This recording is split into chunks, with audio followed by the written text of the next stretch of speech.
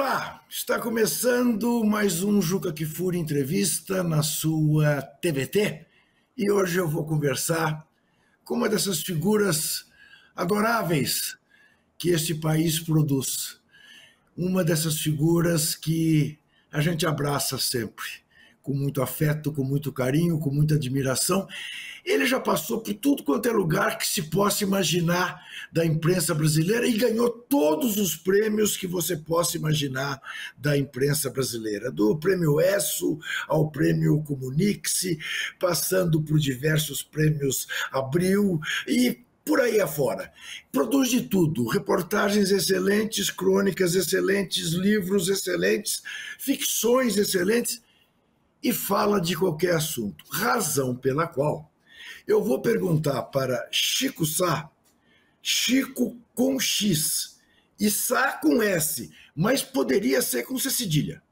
Poderia ser com C cedilha, tão diferente que ele é e tão brilhante que ele é. Eu queria saber do senhor, seu Chico Sá. O senhor prefere falar de política, de futebol, de literatura ou de música? Grande Juca, salve, salve. Oh, quanta honra ser convocado aqui para esse nosso papo. Olha, você fala das milhares de atividades e eu só lembro de um velho sertanejo ouvido pelo Guimarães Rosa, que dizia o seguinte: sapo pula por necessidade e não por boniteza. Então, acabo jogando aí em várias posições, talvez mais por essa vida maluca que o jornalismo foi nos obrigando, né, Juca? Acho que as nossas redações antigas e gigantes foram minguando e cá estamos, né? Pulando ali de galho em galho, fazendo feio ou bonito, mas seguimos junto nessa história. Mas talvez, Juca, futebol, viu? Eu acho que nada é mais gostoso de falar do que futebol, viu? Acredito que o futebol ainda prevaleça. Até porque é uma história que todo mundo entende, é uma maneira de se comunicar com todo mundo ao mesmo tempo.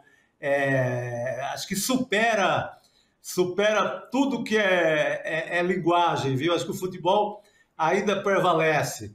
Se tivesse que escolher, vai sobrar só um, eu iria com o futebol muito feliz. Bom, então vamos lá botar as coisas nos seus devidos lugares. No caso desse senhor que está aqui comigo, ele pula mais por boniteza do que por necessidade. Mas claro que ele tem todo o direito de ter a opinião que tem a respeito de si mesmo. E como eu não sou exatamente um entrevistador educado, eu vou deixar de lado a preferência dele falo demais de futebol na minha vida, claro que vou falar de futebol, porque é imprescindível falar de futebol com ele, mas eu quero começar pela política, até por termos hoje, estamos gravando nesta quarta-feira, para apresentar o programa na quinta-feira, às 9 horas da noite, começar pela política, por esse resultado preocupante, mais uma pesquisa da Quest, mostrando que 57% dos eleitores desaprovam o governo Lula e 40% aprovam o governo Lula. E que tem peso grande nisto o escândalo do INSS. 31% acham que o governo é culpado, o governo Lula, e apenas 8% acham que é o governo Bolsonaro, que foi onde começou a roubalheira no INSS. E é o governo Lula quem está tratando de coibir. Mas o resultado é esse. Queria te ouvir sobre isso, Chico. De novo, estamos diante de uma brutal dificuldade de comunicação do governo. Como é que você avalia esse quadro de hoje? Boa, Juca. Não, eu vi, foi a primeira coisa que eu li hoje, assim, com mais profundidade, foi essa pesquisa do Instituto Quest, né? Ela é muito preocupante, né? Ela é muito preocupante, ela faz com que a gente tenha medo, né, do que vem por aí, do que vem em 2026. Você pega o escândalo do INSS, ele começa com o governo Bolsonaro, os principais personagens, como o famoso careca do INSS, é do governo Bolsonaro, é um sujeito que andava em motociata na garupa da moto do Bolsonaro. Você tem a maioria das entidades envolvidas com os descontos no dinheirinho, no pobre dinheirinho dos aposentados. A maioria dessas entidades é ali amiga ou ligada de alguma forma à política bolsonarista, mas você vai ver o resultado da pesquisa, e é uma pesquisa séria, aponta com o dedo do Lula, do governo Lula, no escândalo. Isso quer dizer que a gente está perdendo a guerra de comunicação, prevalece a versão da internet, do tio do zap bolsonarista. É uma guerra que o governo não está perdendo apenas na questão do INSS, mas está perdendo também na economia, está perdendo no capítulo do Fernando Haddad e as medidas que vêm do Ministério da Fazenda. Então, é muito preocupante. Eu achava que era uma questão mais de ajuste lá da equipe de comunicação do Planalto. Está provadíssimo que não era. Era até injustiça da minha parte, em alguns momentos, questionar a equipe de comunicação. Mudou tudo lá, adotaram uma linha, digamos, de uma comunicação mais jovem, mais atual. Também seguimos perdendo essa guerra da versão. E eu juro que, no momento ainda atordoado com a pesquisa, não saberia dizer qual seria a saída. Juro que nessa quarta-feira, quando gravamos, não sei a saída, mas juro também que vou começar a pensar, porque eu sou um cidadão preocupadíssimo com o que a gente pode enfrentar, né, aí na eleição do próximo ano. Então, a contribuição que eu puder dar nesse sentido da gente virar esse jogo ou tentar o empate ali suado, o que eu puder fazer para isso, eu creio que você também, a gente vai fazer. Chico, você vê como inevitável que seja o Lula o candidato à reeleição em 26? Você vê alguma possibilidade de aparecer uma alternativa apoiada por ele? E você olha o adversário principal. Eu tenho para mim que a família Bolsonaro não abrirá mão de ser um deles, mas posso estar enganado. Muita gente acha que será o Tarcísio. Tarcísio precisará do apoio do Bolsonaro. Sem esse apoio não será, vai ser candidato à reeleição para governo de São Paulo. Como é que você vê? Lula terá de ser de novo o candidato? É hora de renovar o adversário. Como é que você olha para esse quadro? Juca, eu acho que não dá tempo renovar.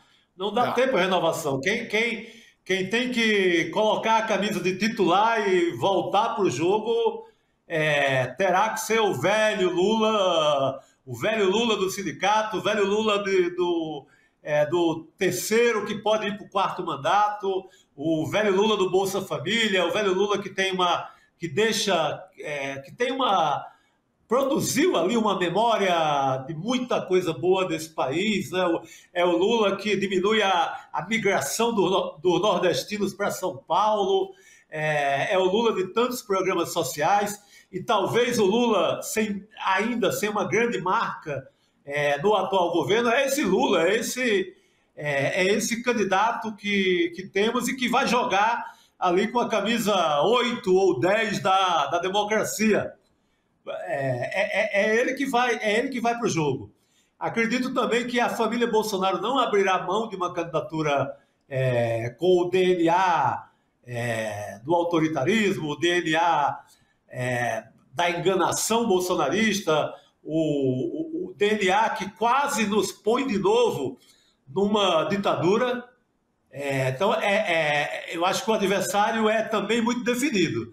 Não acredito que o Tarcísio vá entrar nessa bola dividida se não tiver o apoio total do bolsonarismo. Ele não ganha eleição nenhuma, talvez nem em São Paulo, se não tiver o apoio da família até o momento.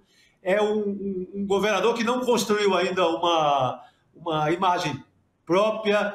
Ele não chega, tudo que fez até agora é muito voltado para agradar, é muito voltado para a cartilha da Faria Lima. Ele não atravessou a Faria Lima para chegar no Largo da Batata ainda, ele está na Faria Lima. Então, creio que o candidato é Bolsonaro e o outro é Lula da Silva. Vai ser um clássico repetido mais uma vez. Você vê no pronunciamento recente do Eduardo Bolsonaro, em que ele até faz elogios a Getúlio Vargas, a Jango Goulart, diz que, claro, não concorda. É um lançamento de candidatura? Lançamento, manifesto e lançamento. Agora, eu fiquei, claro, assombrado quando ele fala do Jango. Talvez não tenha avisado a ele que o Jango estava à beira de implantar, por exemplo, um projeto de alfabetização do Paulo Freire. Isso.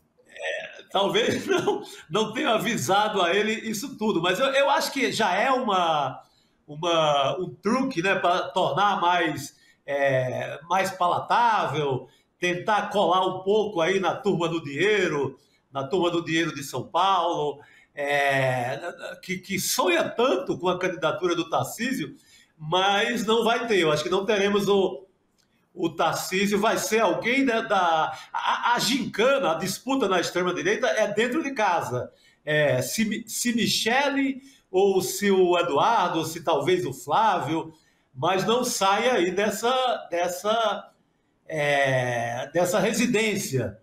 Essa residência que fez tanto mal ao país, né, que trouxe tanta desgraça, mas mesmo assim segue eleitoralmente fortalecida, e creio que esses setores ditos mais modernos do capital brasileiro vai ter que abraçar de novo o capeta e vai para o jogo com o que tem, que é algum representante da família Bolsonaro.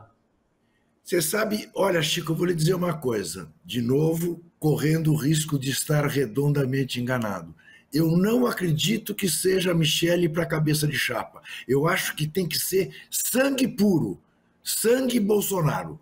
Terá de ser ou Eduardo ou Flávio, já que o genocida não pode. Enfim. Diga. Não, você está certíssimo. Eu acredito até que a Michele vai sair de senadora lá do Distrito Federal, vai sair por lá. Isso. E o candidato ideal para a esquerda é o Eduardo Bolsonaro. Sim. O candidato ideal, porque ali vem com todos os defeitos familiares e todos os defeitos de autoritarismo, de amor à tortura, de amor à ditadura, de lambe-botas do Donald Trump, de sabujo do imperialismo. Esse é o candidato ideal. É o adversário ideal, é o que vai nos colocar ali rezando para que a democracia não vá para o buraco, porque se ele ganha, adeus democracia, fortalece o Lula, fortalece uma ideia de frente não mais ampla, mas amplíssima, uma frente do tamanho do mundo. Temos que fazer uma frente do tamanho do universo inteiro e ganhar a eleição. O próprio Flávio seria, como é ali 5% menos autoritário, daria mais trabalho. Mas o Eduardo Bolsonaro, eu acredito que seja, tomara que seja, que a direita o escale para essa missão com o Lula. Agora, ô Chico, como é que você olha essa questão que a minha geração ainda é uma geração anterior à sua, mas a gente não imaginava que fôssemos chegar nessa idade, não apenas com o Brasil, mas com o mundo fazendo essa escolha direita, né, Chico? Ah, não, Juca, nos meus piores sonhos, nos momentos de maior pesadelo, eu nunca imaginei que a gente tivesse agora brigando de novo pela democracia. Não é que seja pouco a democracia, mas a gente não briga mais por uma utopia, ou eu acabei de falar do Paulo Freire, por uma educação nacional integral ali com o ideal de Paulo Freire sendo posto em todas as escolas municipais do Brasil inteiro. A gente está brigando para manter o pouco que a gente tem, né? Então, deixar a nossa luta desse tamanho de novo. Repito, não é pouca coisa brigar pela democracia. Mas, porra, a gente podia ampliar mais esse sonho, né? Ter mais largura nesse sonho. No entanto, chegaremos aí em 2026 brigando por manter um Estado democrático, você continuar fazendo suas entrevistas, nossos manifestos, continuarmos vendo futebol e dentro de uma certa normalidade. Esse é o tamanho da nossa luta. É um certo castigo para qualquer geração, viu, Juca? A gente que sonhou com uma revolução, né, com algo maior, a gente está disputando essa pelada, a pelada da democracia. É uma pelada digna, mas é uma pelada. Chico, você sabe, eu na segunda-feira fui a Campos dos Goytacazes participar lá da segunda Bienal do Livro. Desci em Santos Dumont, peguei um carro e fui lá para Campos dos Goytacazes, quase 4 horas de viagem. E no trajeto, Chico, tinham CIEPs à beira da estrada, absolutamente abandonado, Chico. Me deu uma dor, mais uma dor. Falei, pô, mas nem o que foi construído continua em ação. Saíam galhos de árvores de dentro das salas de aula do CIEPs. Quer dizer, tudo que o Darcy Ribeiro fez, que o Brizola fez nesse sentido da educação, jogado fora de maneira absolutamente caótica. Mas me deu uma dor, rapaz. Falei, não é possível que a gente ainda viva essa situação tão precária. Enfim, nós vamos fazer um rápido intervalo e já voltamos com Chico Sá.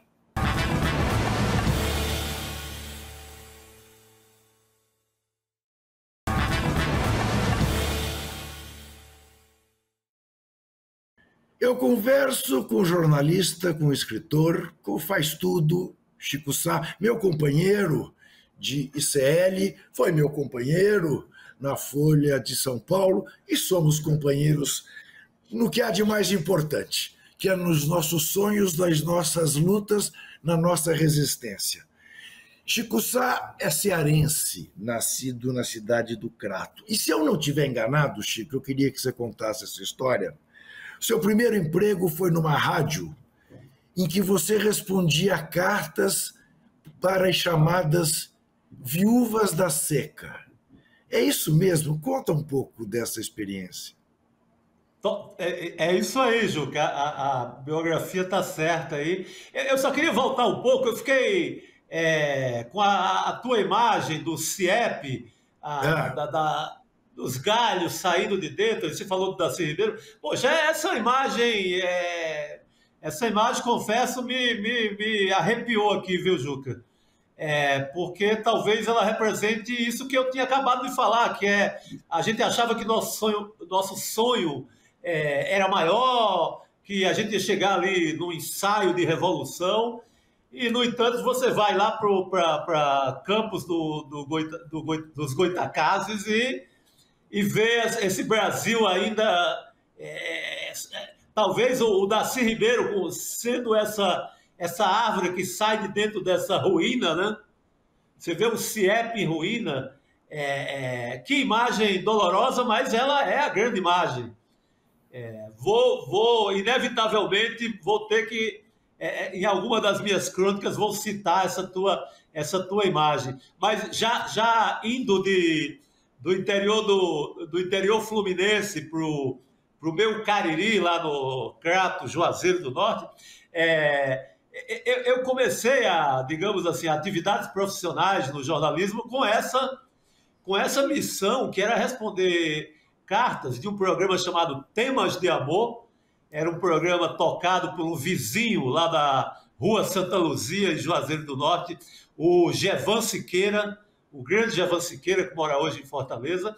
Ele me convida, sabia que eu escrevia ali uns textos, umas poesias e tal, e me leva ali, eu ainda um verde adolescente, me leva para responder essas cartas.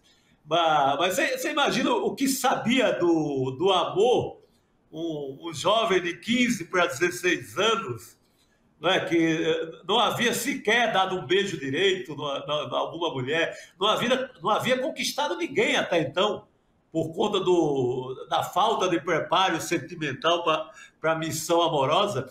Mas é este jovem que vai lá e começa, talvez por conta das leituras que já fazia, começa ali a copiar o Olavo Bilac, Castro Alves, e outros poetas que eu lia na época, e acabo me virando. E era, rapaz, eram cartas muito pesadas óbvio que o interesse era amoroso. Na maioria das vezes as cartas falavam de um amor que veio embora para São Paulo e tal, mas no cenário disso, no fundo dessas cartas, o que havia era uma mensagem muito dolorosa da migração, da pobreza absoluta, que faz com que o marido tivesse que correr para São Paulo para sustentar o filho que estava lá, do marido que acabava não voltando por uma razão ou outra, das separações provocadas não só pelo amor, pela questão sentimental, mas por um país que tinha que separar mulher, marido e filhos por questão das condições sociais. Então, era esse jovem metido nesse mar de dores amorosas que começa a tentar ganhar a vida ali com o que já podíamos chamar de jornalismo, porque na hora H eu estava me virando com o texto, com a crônica. Era essa a minha arma naquele momento, Juca. Em que medida, Chico, se é que aconteceu, essa experiência colaborou para formar a sua visão de mundo? Totalmente, né, Juca? Eu acho que essa largada no rádio, né, e o rádio mais popular possível, com esse teor, com esse conteúdo que não era nem apropriado à minha pena, ao meu pensamento, ao que eu estava apto, né, com aquela idade, 15, 16 anos. Mas aquilo me apresenta, né, o país, né, me apresenta, embora assim, eu sou filho de pequenos agricultores ali da zona rural que viviam a mesma situação, olhando para o céu ali, tentando rezar para ver que se tinha um ano bom, uma safra boa. Mesmo eu vindo daquele mesmo universo das pessoas que escreviam para o rádio, eu estava sendo apresentado a dores mais pesadas. Estava sendo apresentado a realidade que eu não conhecia direito, que era a questão social de quem vai embora e pode não voltar mais. Então, era uma carta de apresentação de um Brasil real que acabou me formando. Eu creio que quando hoje eu falo aqui contigo sobre a necessidade de manter a democracia, eu falo com a voz daquele menino que viu isso. Eu falo com quem conheceu ali muito de dentro a situação. Eu falo com a minha origem. Eu não poderia, por exemplo, estar do outro lado, com a minha origem, com essas cartas que eu li lá no rádio, na Vale do Cariri, a Rádio AM, lá da Rua São Pedro, em Juazeiro. Então, isso me forma para o resto da vida. Talvez nem decida assim, se vai ser de partido X, partido Y, vai pensar de um jeito, vai pensar no outro, mas me decide perante as desigualdades. Claro. Não votar do lado de quem provoca essas dores. Estabelece a solidariedade. Exatamente, marca, né? Ali diz que homem eu posso ser a partir daquilo. Tá. Ô Chico, me fala uma coisa, se é possível estabelecer uma comparação, qual a diferença do choque cultural quando você sai do interior do seu Ceará e vai para o Recife, em relação à saída do Recife para São Paulo? Qual o tamanho desses dois choques? Havia ali no Cariri, ali nos anos, quando eu vou para o Recife, final dos anos 70, Juca, uma ligação muito forte com Pernambuco, né? Você tinha, a minha região é a região, por exemplo, do Dr. Miguel Arraes de Alencar, o grande governador de Pernambuco. A gente tinha uma ligação muito forte com Pernambuco. Minha mãe é pernambucana e meu pai cearense. Lá em casa temos dupla nacionalidade, 2 passaportes, passaporte cearense e passaporte pernambucano. Então, é essa ligação com Pernambuco que me leva ao Recife. Mas é um choque absoluto, né? É o matuto do interior, claro, sonhador, partia ali com muitos sonhos, eu amava o rádio, não tinha noção, por exemplo, do que seria jornalismo para valer, jornalismo da imprensa, que eu depois militaria, exerceria por muito tempo. Não tinha noção ampla do jornalismo, mas muita noção do jornalismo de rádio, da ideia do rádio. Queria fazer rádio, já queria ser esse cara de comunicação. Mas chego no Recife, é um susto medonho, né? Estava ali na cidade grande, com aquele olhar espantado do matuto do interior. Você chega e diz, não tenho condições de jogar esse jogo. Os caras vão me engolir. O que é que eu vou fazer aqui? Então, a primeira sensação é essa. E, aos poucos, você vai... dei muita sorte em conhecer nas redações, na boemia do Recife, ali, os grandes mestres, guias, que foram meus guias, que me deram ali uma noção das primeiras boas leituras fundamentais. Então, sou muito formado por esse Recife ali no final dos anos 70, começo dos 80, dei sorte de encontrar muita gente generosa, como, por exemplo, Paulo Cavalcante, o velho comunista Paulo Cavalcante, que era presidente da União Brasileira dos Escritores na época, me deu muito apoio, muita força, e outras figuras normalmente da esquerda, que me abrigaram ali naquela cidade e foram me soltando, né? Me alimentando não só de leitura, né? Quanta comida não pagaram para este cearense. Era gente que te levava para beber a sopa com eles, então não é qualquer coisa. Agora, me fala uma coisa, nessa formação toda tua, Chico, os seus pais, na sua casa, você tinha livros em casa? Nunca. Nunca. Não, nunca, acho que nem livro, acho que nem didático eu me lembro, assim, hoje, talvez, numa situação de hoje, talvez tivesse uma Bíblia, mas naquele período eles eram completamente mais católicos, mais morando longe da igreja, então nem Bíblia. Mas mais uma vez, volto àquelas figuras que você encontra na vida e que fazem teu mundo, tua formação, né? Eu tive um professor chamado Geraldo Rodrigues, apelidado carinhosamente de Geraldo Bilé, e já na segunda série, na zona rural de um município chamado Santana do Cariri, o Geraldo Bilé já me introduz um pouco ali a leitura, já aplica ali uns Graciliano Ramos, aquela leitura ali do romance de 30, crônicas, textos. Esse Geraldo Bilé, antes desse povo todo do Recife, ele já é muito responsável por isso.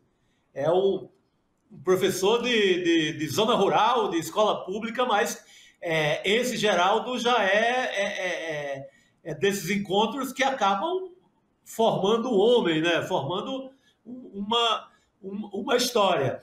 Mas o universo lá e da família inteira não era de leitores. Tinha um avô que era ali metido a poeta, o João Patrolino de Menezes. Esse avô talvez tenha uma influência importante, porque ele era ali quase um repentista, ele gostava de... ele lia uns cordéis, tentava fazer uns poemas lá para ser lido lá nas festas e tal. Então, tem um pouco disso, de uma literatura mais oral, da oralidade, e esse professor. Então, digamos assim, que no primeiro momento é esse eixo aí, mas sem nenhuma ideia de formação do leitor, sem livro em casa, sem pai e mãe se virando. Meu pai ele na pequena agricultura e também comerciante. Então ele sabia que no município X estava com mais grana, com mais movimentação para o comércio, ele corria lá, dava uma feira, levava... Cara da viração, né, Juca? Mas a ideia de leitura é por conta dessas figuras maravilhosas que eu fui encontrando pelo caminho. Não esse professor e depois essa moçada aí de Pernambuco, do Recife. Tá perfeito. Vamos fazer mais um rápido intervalo. Voltaremos em seguida. Até já.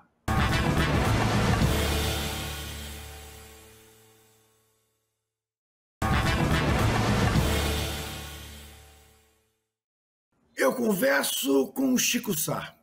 Eu converso com um poeta brasileiro. E pergunto a esse poeta brasileiro: tá difícil falar de amor em tempos de cólera? Ô, Juca, querido amigo, companheiro de luta, mais difícil do que nunca. Aliás, tem uma parte dos meus leitores, né, que gostam mais desse lado ainda do cara que respondia cartas de amor, que me cobram sempre, né? Poxa, cadê aquele lirismo? Cadê aquele lirismo que você usava muito nas crônicas? Tá desaparecendo?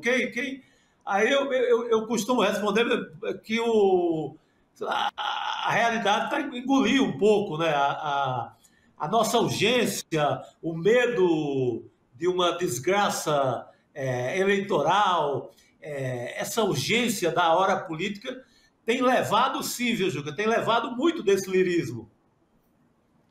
Você acorda meio com uma obrigação de fazer o dever de casa e não deixar morrer isso.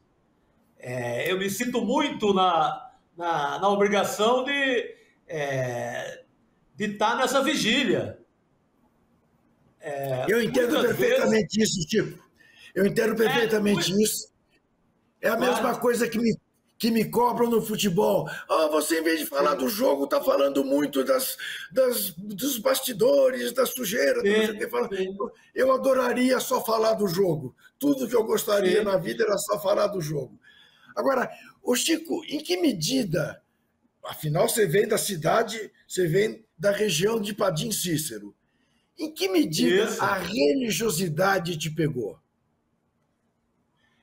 Pegou muito, viu, Juca? Ainda em Juazeiro, eu era praticamente um fundamentalista do Padre Cícero. Eu era um pagador de promessa. Eu submetia meus 5 irmãos, a pagar promessa de joelho lá no Horto, na estátua do Padre Cícero.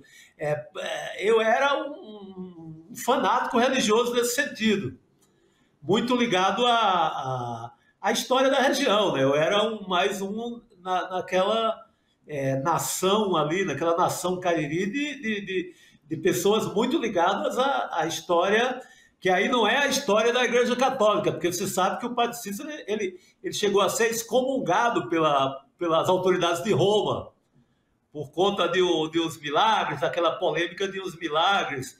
Ele foi acusado de gerar figuras como eu, um fanático. Que maravilha! Viva Padim Cícero! Viva Padim Cícero! Então, esse momento inicial é muito disso. Depois, claro, com a universidade, com com a formação do Recife, eu pendo para o mundo mais ali, digamos, de um certo ateísmo, e eu acredito que agora, chegando ali caminhando para a velhice, eu virei a mistura dos dois. Um ateu místico. ou aquela coisa do Caetano, quem foi ateu e viu milagres como eu. Então, eu sou um ateu na tenda dos milagres.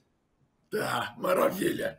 Olha aqui, antes da gente falar de futebol para fazer a sua vontade, eu quero te fazer uma pergunta que eu tenho feito para quem passa por aqui com a gente na TVT. Tá mais difícil tratar o macho alfa ou o esquerdomacho? Tá. Eu acho que o esquerdomacho é um novo paciente, né, nesse divã, né, Juca? Que é a hora que a gente começa, em vez de só tentar tratar o macho alfa, a gente começa a reconhecer os próprios defeitos, e que não são poucos. É o momento em que a gente percebe que, bem, tudo bem, os brutamontes maltratam as mulheres, provocam coisas horrorosas, mas nós também cometemos nossos milhares e milhões de pecados nesse mesmo terreno, nesse mesmo assunto. Então, a relação do esquerdomacho, eu acho que é uma relação mais de percepção nossa mesmo, de como a crueldade em relação às mulheres pode vir do cara que se acha o mais bacana, o mais evoluído, o cara que está no campo progressista. Nós podemos cometer quase os mesmos pecados dos que nós consideramos os brutamontes, os facínoras, os canalhas, os cafajestes de fato, né? Tá, muito bem. Ô Chico, eu queria só conversar com você sobre coisas agradáveis. Eu diria que conversar com você por si só é uma coisa agradabilíssima, mas como você que nos vê está percebendo, estamos num momento de poucas coisas agradáveis a comentar. E até quando for falar de futebol com o Chico, eu vou começar por alguma coisa que eu sei que está fazendo o nosso Chico Sá sofrer muito, como eu sofro pela paixão que eu tenho desde pequenininho pelo Santos Futebol Clube, porque quem ama futebol não pode não amar o Santos Futebol Clube. A que ponto chegamos no Santos, Chico? É o Neymar que acabou ou o Neymar está acabando com o Santos? Meu Deus do céu, esse é o grande dilema. Eu acho que tem um bocado de gente acabando com o Santos. O pior é que, além do Neymar, ainda tem gente contribuindo com isso, né, Juca? Sim. É um momento muito difícil. A gente não sabe há praticamente 4 anos o que seja ter paz aos domingos, ter paz às quartas-feiras à noite. Um momento gravíssimo. Assim como em relação ao país, eu não saberia. Quer dizer, em relação ao país, eu sei que, no mínimo, a gente tem que manter a democracia. Pelo menos temos essa receita no horizonte. Em relação ao Santos, eu te juro que eu estou num momento tão atordoado, ainda com aquele gol de mão do Neymar domingo, aquela tentativa canhestra lá, juntando ao que eu tenho ouvido, né, lá da falta de perspectiva da Vila Belmiro, que te juro que não saberia dizer se tem saída mais, viu? Uns falam em SAF, outros falam em outras soluções, mas eu te juro que me pega num momento de completo desespero. Sei lá, vou rezar para o Dondinho, vou rezar para o Pelé, rezar para a Dona Celeste, talvez, que é mais santa do que todos eles juntos.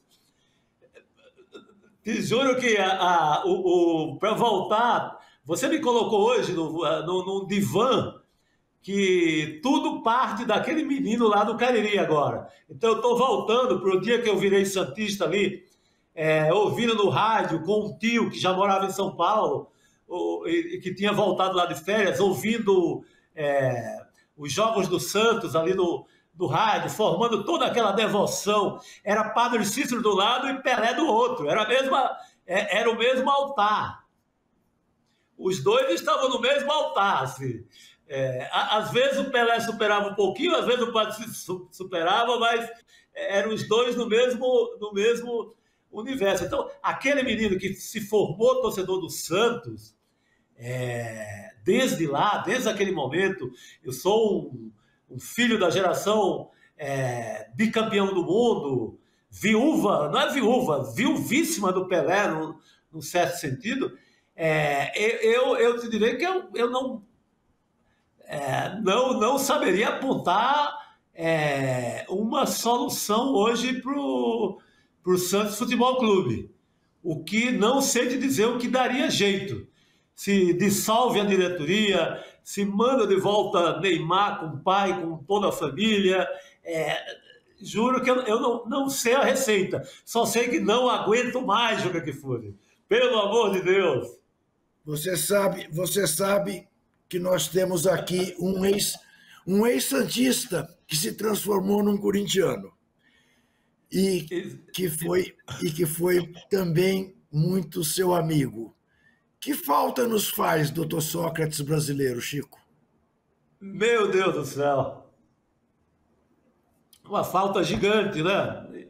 Eu estava revendo, por questões profissionais, o documentário que você conta a história tá lá você e outros ilustres companheiros contando a história da democracia corintiana. E aquilo tem me feito pensar muito, né, Juca? Assim como a árvore do Darcy Ribeiro vingando dentro da ruína do CIEPS, assim como essa imagem que você trouxe, o documentário A Democracia Corintiana me fez passar 1 milhão de coisas assim na cabeça de novo, sobre aquela experiência, sobre como foi uma coisa que eu não estava muito ligado, mas vocês contam no documentário, como aquilo foi um sonho quase isolado, como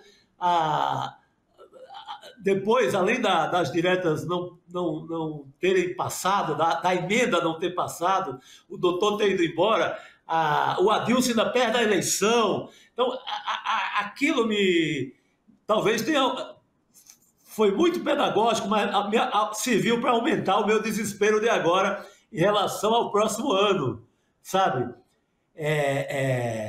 Mas acho que o doutor estaria agora um pouco com o nosso desespero, o desespero de quem lê uma pesquisa como vimos hoje, essa pesquisa de popularidade do Lula, ele estaria nesse barco do nosso desespero, mas também como nós, tentando uma saída de plantão com a democracia, não entregando a rapadura. Eu acho que estaremos nesse mesmo barco, nesse mesmo palanque, e ele, com o brilhantismo dele, talvez estivesse novamente pegando o futebol para dar um grande exemplo, como foi o sonho, a utopia máxima do futebol, que foi a democracia corintiana. Chico, ano que vem, antes da eleição, ainda teremos uma Copa do Mundo. Quantas fichas você aposta em Carlo Ancelotti, o italiano que veio El Salvatore? Hein? Se fosse só ele, hein, Juca? O problema é que a gente tem que ter alguém, tem que ter o povo que manda, ter o povo da CBF. O sonho, mais do que tudo, com um novo título do Brasil, com uma certa recuperação de uma dignidade em campo, com uma ideia da gente passar de novo para o mundo que sabe jogar futebol, que sabe ter a prova dos 9 da alegria ali, como dizia o Oswald de Andrade. Eu gostaria muito que a gente voltasse, por meio do futebol, a mostrar tudo isso para o mundo. Mas eu acho que eu sou do time do Juca Kfouri no sentido da desconfiança no que a gente tem mandando no futebol, sabe? Não é que esse povo atrapalha, esse povo tira a ideia do nosso sonho. Então, quero sonhar, olho ali as manchetes agora com o italiano no comando e tal, ensaio uma certa esperança. Mas, Juca, você mesmo me ensinou ao longo desse tempo todo e mostrou para qualquer pessoa consciente que acompanha o futebol no Brasil, você mostrou como a bandidagem atrapalha, né? Como a bandidagem, na maioria das vezes, corta as pernas dessa garotada que quer jogar um futebol utópico, organizado, bonito e etc. Então, seguirei desconfiado, Juca, para a próxima Copa, como sempre. E, Chico, para terminar esse nosso papo, e este fenômeno das bets, Chico? E essa gente que a gente vê na televisão, do Galvão Bueno, do Vini Júnior, do Ronaldo, do Rivaldo, do Renato Gaúcho, fazendo propaganda de bet, incentivando o vício.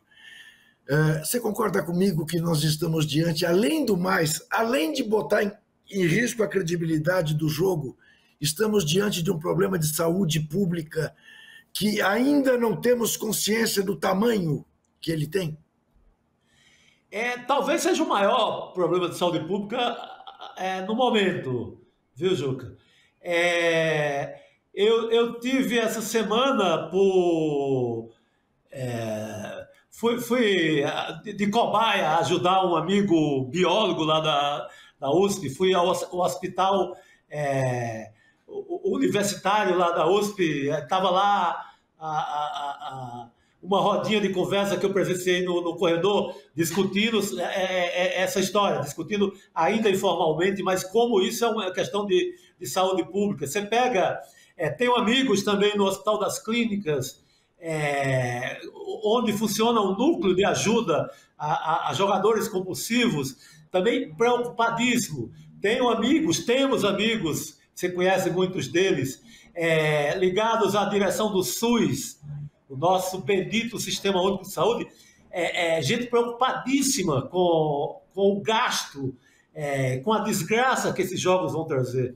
Aí você vê Galvão Bueno e todo esse grande elenco aí, falando na cascata de jogue com responsabilidade. Gente, não existe jogue com responsabilidade em relação a jogo de azar, a essa roleta dentro do celular que qualquer brasileira tem hoje. Até o futebol, Juca, o nosso amado futebol, ele é apenas uma isca. Você pode entrar em qualquer página, e eu tenho entrado muito para comentar com mais conhecimento essa história, qualquer página de qualquer dessas bets, o futebol é praticamente apenas uma desculpa. O garoto, a garota que entra lá, talvez atraído por um Corinthians e Palmeiras numa Copa do Brasil, chegar lá, ele vai encontrar o jogo do tigre, a roleta, é o cassino, é o jogo de azar.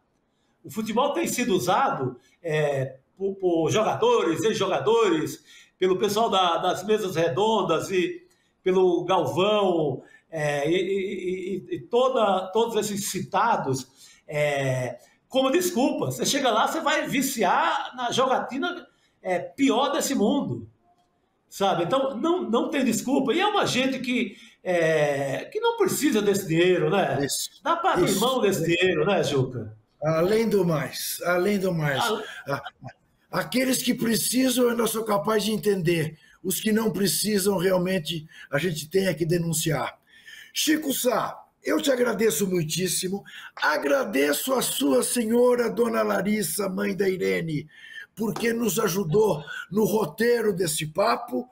E aviso e lembra você que toda quinta-feira, às 9 horas da noite, nós estamos aqui na nossa TVT, lembrando também que é preciso confiar e fiscalizar sempre.